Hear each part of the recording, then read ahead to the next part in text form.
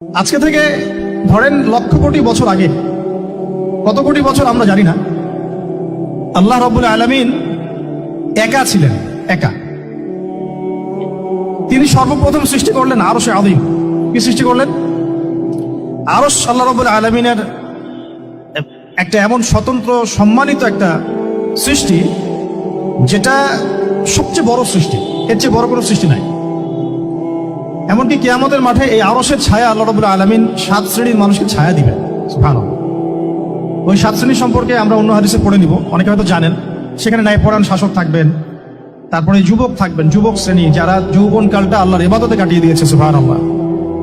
যে নারী একজন যুবককে আহ্বান করেছে খারাপ কাজের জন্য, কিন্তু যুবক বলেছে যে আমি রাজি না, আমি আল্লাহকে ভয় করি, সেই যুবকও আরশের ছায়া ছায়া পাবে ইনশাআল্লাহ।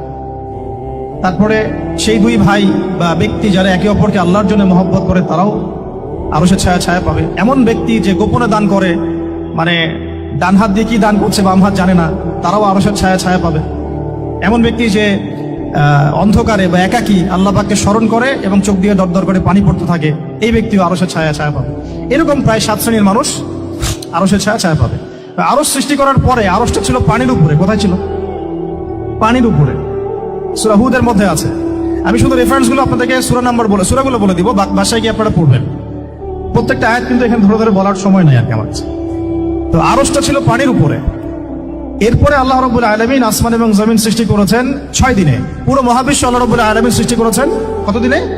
6 দিনে। ফি সিত্তাতি আইয়াম, 6 দিনে। এখন সৃষ্টি করার পরে আল্লাহ রাব্বুল আলামিন কলম সৃষ্টি করেছেন। কি সৃষ্টি করেছেন? কলম। ইলমের সাথে যে কলমের সম্পর্ক, এটা একটু পরে আরো ক্লিয়ার হবে আপনাদের কাছে। আল্লাহ পাক কলম সৃষ্টি করে বলেছেন উক্তুব, কলম তুমি লিখো। কলম তো আমাদের সংজ্ঞা মতো জড় পদার্থ, তাই না? হ্যাঁ, তো আল্লাহ পাক বলছেন কলমকে তুমি লিখো। তো কলম কথা বলছে, মাযা আকতুব, আমি কি লিখবো? আল্লাহ পাক বলছেন লিখো, কিয়ামত পর্যন্ত যা যা হবে সব লিখে ফেলো। এরপর আল্লাহ রাব্বুল আলামিন লাউহে মাহফুজের মধ্যে একদম from the very beginning till the last day of judgement প্রত্যেকটা কথা লাউহে মাহফুজে লেখা আছে। এমনকি আপনার কার সাথে বিয়ে হবে সেটাও, কয়টা বাচ্চা কাচ্চা হবে সেটাও। তাই এত অস্থির হওয়ার দরকার নাই, রিজিকে যা আছে আসবে ইনশাআল্লাহ। লেখা যদি হয়ে থাকে আসবে না? আসবে ইনশাআল্লাহ। সবর। তো এই জন্য মুমিনদেরকে বলা হয়েছে তোমরা কখনো হতাশ হবে না, কারণ তাকদীর লেখা হয়ে গেছে, হতাশ হওয়ার কোনো কারণ নাই। একটা প্রবণতা আমরা সমাজে দেখছি আত্মহত্যার। ইয়াং জেনারেশনকে আমরা নসিহত করবো যে ভুলেও নিজের জীবনকে বিসর্জন দিতে যাবেন না। আল্লাহ রাব্বুল আলামিন আপনাদেরকে সৃষ্টি করেছেন তার ইবাদত করার জন্য এবং তার জমিনে তার দিনটাকে প্রতিষ্ঠা করার জন্য। হেলায় খেলায় আপনার জীবনটা নষ্ট করবেন না, ঠিক আছে ভাই? আল্লাহ বোঝার তৌফিক দান করেন। তো কলম সৃষ্টি করার পরে কিয়ামত পর্যন্ত সব লেখা হয়ে গেছে। এখন আমাদের এই পৃথিবীতে তো মানুষ ছিল না, ছিল? এদিকে মনোযোগ দেন। এই পৃথিবীতে কি আগে মানুষ ছিল? এই পৃথিবীতে আগে কি ছিল তাহলে বলেন? হ্যাঁ, মাশাআল্লাহ। এই পৃথিবীতে আগে কি ছিল? এখন ওরা নাই। সবার সাথেই কিন্তু একটা করে আছে, কমপক্ষে কয়টা করে? সবার সাথে কমপক্ষে একটা করে। আর কোন কোন জায়গা আছে যেখানে জিনের বড় বড় আখড়া আছে। পৃথিবীতে যে জায়গাগুলো থেকে ইসলাম বিরোধী অপতৎপরতাগুলো চলে, ওখানে জিনের আখড়া বেশি।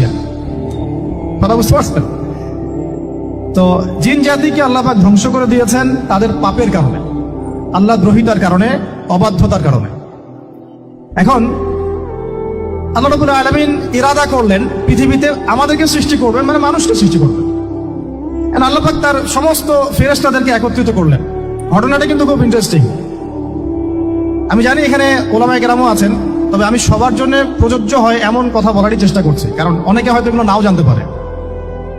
তো আল্লাহ পাকের ভাষায় আমি যদি বলি, আল্লাহ রাব্বুল আলামিন বলছেন আউযু বিল্লাহি মিনাশ শাইতানির রাজীম ওয়া ইয ক্বালা রাব্বুকা লিল মালায়েকা ইন্নী জাঈলুন ফিল আরদি খলিফা। হে নবী মুহাম্মদ সাল্লাল্লাহু আলাইহি ওয়াসাল্লাম, তুমি স্মরণ করো সেই সময়ের কথা যখন আল্লাহ তোমার রব সমস্ত ফেরেশতাদেরকে ডেকে বলেছিলেন যে ইন্নী জাঈলুন ফিল আরদি খলিফা, আমি জমিনে মানে পৃথিবীতে আমার খলিফা পাঠাতে চাই।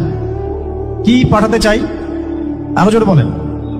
আল্লাহ পাক বলেননি পৃথিবীতে মানুষ পাঠাতে চাই, পৃথিবীতে নতুন কোনো মাখলুক পাঠাতে চাই।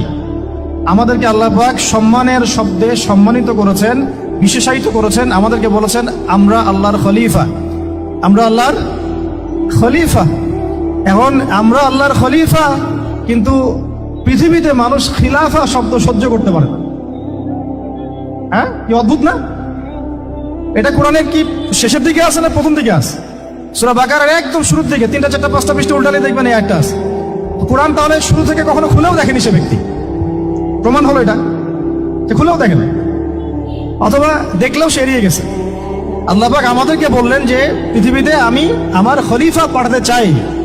তাহলে আদম আলাইহিস সালামকে আল্লাহ পাক মোহাব্বতের শব্দে, সম্মানের শব্দে বিশেষায়িত করলেন কি বলে? সুবহানাল্লাহ, সুবহানাল্লাহ। আর খলিফা কাকে বলে এটা আমি আপনাদেরকে বোঝাচ্ছি একটা দোয়া থেকে, একটা দোয়া থেকে। এই যে গাড়িতে করে আমরা বাসা থেকে আসলাম বা যখন কোনো সফরে যাই, আমরা একটা দোয়া পড়ি, সুবহানাল্লাযী সাখখারা লানা হাযা ওয়া মা কুন্না লাহু মুকরিনিন ওয়া ইন্না ইলা রাব্বিনা লামুনকালিবুন। এতটুকু তো পড়ি নাকি? ভাইগুলো পড়তে হবে। বইমেলায় এসেছি শুধু লেকচার শোনার জন্য না, ছবি তোলার জন্য না। আজকে জীবনটা পরিবর্তন করার নিয়াত করে যাইতে হবে, ঠিক আছে ভাই? বই প্রকাশ করা, ছাপানো, বিক্রি করা, লেখা, এর চেয়ে বড় কথা আমার জীবনটা ইলমের আলোয় আলোকিত করা। আমি বই লিখলাম ধরেন একটা, আমার মধ্যে সেই আমল নাই, লাভ নাই, লাভ আছে? আমি বই ছাপাইছি 100, 200, 500, 1000, আমি নিজেই আমল করি না, হবে? আগে আমল, আমল জরুরি। ইলমের সাথে আমলটা খুব বেশি জরুরি। আলেম তাকেই বলা হয় যে ইলম অনুযায়ী আমল করে। তাহলে আল্লাহ পাক বলেন লিমা তাকুলুনা মা লা তাফআলুন, তোমরা এমন কাজ, এমন কথা কেন বলো যে আমল নিজেরাই করো না? কাবুরা মাকতান ইনদাল্লাহ আন তাকুলু মা লা তাফআলুন, আল্লাহর কাছে সবচেয়ে গর্হিত একটা অপরাধ, তোমরা একটা কথা বলবা কিন্তু আমল করবে না।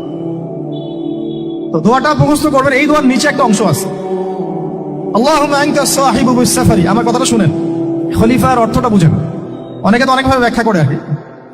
আল্লাহুম্মা আনতা সাহিবু ফিস সাফারি, আল্লাহ তুমি এই সফরে আমার সাথী। সফরে বের হওয়ার সময় দোয়া পড়ছি আমরা, আল্লাহুম্মা আনতা সাহিবু ফিস সাফারি, আল্লাহ তুমি এই সফরে আমার সাথী। ওয়াল খলিফাতু ফিল আহলি ওয়া মালি, আল্লাহ আমি তো বাসায় নাই, আমার বাসার আহাল মালের খলিফা হচ্ছে তুমি আল্লাহ। তাহলে খলিফা শব্দটি কি বুঝলেন? আল্লাহ আমার বাসার আহাল মালের খলিফা মানে কি? আমার স্থলাভিষিক্ত তুমি আল্লাহ। আমি ওখানে নাই বাসায়, আমি সফরে বের হয়ে গেছি। আমার স্ত্রী, আমার সন্তান, আমার মাল, আমার জান, এগুলোর দায়িত্ব তোমার, তুমি খলিফা।